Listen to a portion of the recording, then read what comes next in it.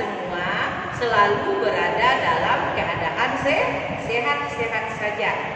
Oke, hari ini kita berada di tema 8, subtema 2. Tema 8 yaitu keselamatan di rumah dan perjalanan. Tema 8, keselamatan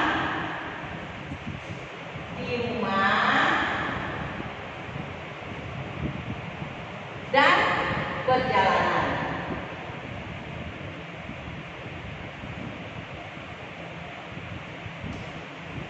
Subtema 2-nya yaitu menjaga keselamatan di rumah.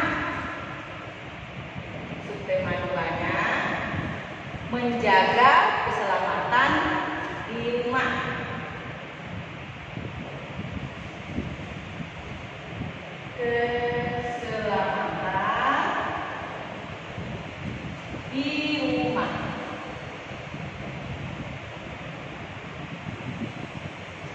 Nah, keselamatan di rumah banyak bentuknya. Ada keselamatan diri dan keselamatan keluarga. Nah, contohnya keluarga Udin. Nah, Udin dan keluarga selalu menjaga keselamatan di rumah. Sikap Udin dan keluarga pantas untuk ditiru. Jadi, jika kita berada di rumah, kita harus selalu menjaga keselamatan diri kita dan keselamatan keluarga. Apa saja yang dilakukan Udin dan keluarga? Udin sedang berenang memakai pelampung ya. Nah, kalau kalian belum bisa berenang dan belum terlalu mahir untuk berenang, lebih baik kalian menggunakan pelampung untuk berenang. Nah, Udin sedang membersihkan pialanya. Kita harus selalu menjaga kebersihan setiap barang-barang yang dimiliki di rumah. Nah, kemudian kakak Udin sedang membereskan atau merapikan dokumen. Nah, dokumen itu sangat penting, jadi harus dirapikan dan dijaga, ditata dengan baik. Nah, apa itu dokumen, anak-anak ibu? Dokumen adalah surat-surat penting. Jenis dokumen ada 2. 1, dokumen diri atau dokumen pribadi. Yang kedua adalah dokumen keluarga. Yang termasuk dokumen pribadi atau dokumen diri adalah KTP, SIM, kartu pelajar, akte kelahiran, rapor, ijazah, STNK, foto diri. Nah, itu adalah termasuk dokumen keluarga. KTP, kepanjangan dari KTP adalah kartu tanda penduduk. SIM, surat izin mengemudi. STNK, surat tanda nomor kendaraan. Nah, semua yang 3 ini anak ibu baru bisa memilikinya setelah berusia atau berumur 17 tahun. Nah, kemudian KTP ini adalah identitas diri kita. Kalau terjadi kecelakaan di jalan raya misalnya, dengan menggunakan kartu tanda penduduk kita bisa dikenal oleh orang ya. Nah, kemudian surat izin mengemudi ini adalah supaya bisa membawa kendaraan. Kalau kita tidak punya SIM, kita tidak boleh membawa kendaraan.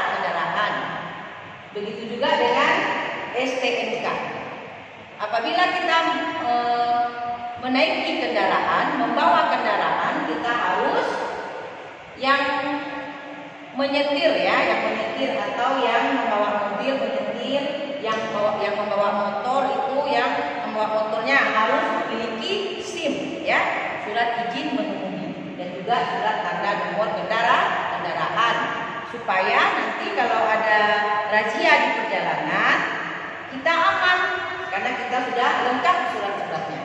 Kalau seandainya surat ini tidak lengkap, kita nanti apabila terjadi razia kita melanggar peraturan dan kita akan diberi sanksi oleh polisi di jalan raya. Nah, kalau foto keluarga itu atau foto diri itu disimpan di dalam album, disebut album foto. Nah, yang termasuk dokumen keluarga itu adalah kartu keluarga, foto keluarga itu adalah yang termasuk dalam dokumen keluarga. Nah, bagaimana cara merawat dokumen ini anak-anak ibu? Surat-surat penting itu dimasukkan ke dalam map, kemudian disimpan dalam lemari supaya aman. Pas dibutuhkan, kita akan mudah menemukan. Nah, surat-surat penting itu juga bisa dilaminating agar awet ya. Tidak ada robek, tidak ada dimakan rayap ya. Nah, perabot rumah tangga juga harus kita bersihkan agar tahan lama. Caranya adalah meja dan sofa ya dibersihkan menggunakan kain lap. Debu-debu dibersihkan dengan kemoceng atau sulap. Ya, merawat benda-benda di rumah adalah tanggung jawab semua anggota keluarga. Ketika membersihkan barang-barang yang mudah pecah, harus lebih hati-hati lagi ya, supaya tidak jatuh dan pecah. Nah, kalau anak ibu juga bermain sepeda di halaman rumah, kita juga harus hati-hati supaya tidak terjatuh dan cedera. Nah, agar juga tidak luka. Sebelum bermain, kita harus minta izin kepada orang tua. Siapa orang tua kita anak-anak? Tentu ayah dan ibu atau mama dan papa kita. Dokumen diri atau dokumen pribadi yang sudah anak-anak ibu miliki mulai dari sekarang adalah yaitu berupa rapor, akte kelahiran, foto diri ya. Itu sudah dimiliki dari sekarang karena kita punya, anak ibu punya rapor. Dari TK pun kita sudah ada rapor ya. Kemudian akte kelahiran, mulai kita dilahirkan itu orang tua kita, mama kita, papa kita ya, ayah dan ibu kita ya sudah mengurus akte kelahiran kita. Nah, berarti kita mulai dari lahir kita sudah punya dokumen berupa akte kelahiran, dan juga kalau rapor itu setelah kita masuk sekolah TK dan SD. Nah, seperti itu anak ibu ya. Nah, dan juga dalam keluarga kita ada mengerjakan kerja bakti. Nah, ini merupakan atau termasuk sila kelima yang berbunyi keadilan sosial bagi seluruh rakyat Indonesia. Nah, dengan dilambangkan atau disimbolkan dengan padi dan kapas. Selanjutnya tanda titik ya. Tanda titik digunakan pada akhir kalimat. Contohnya, ayah pergi ke kantor. Jadi tanda titik setelah akhir kalimat ya. Contoh kita menggunakan tanda titik. Ini tanda titiknya ya. Ini bulat kecil. Ini adalah tanda titik. Tanda titik ini digunakan setelah akhir kalimat. Contohnya, ayah pergi ke pasar, atau ayah pergi ke kantor. Nah, akhir kalimat harus buat tanda titik bulat kecil ya. Nah, kemudian contoh lagi, ibu memasak di dapur. Ibu memasak di dapur. Titik ya. Kemudian adik belajar membaca. Adik belajar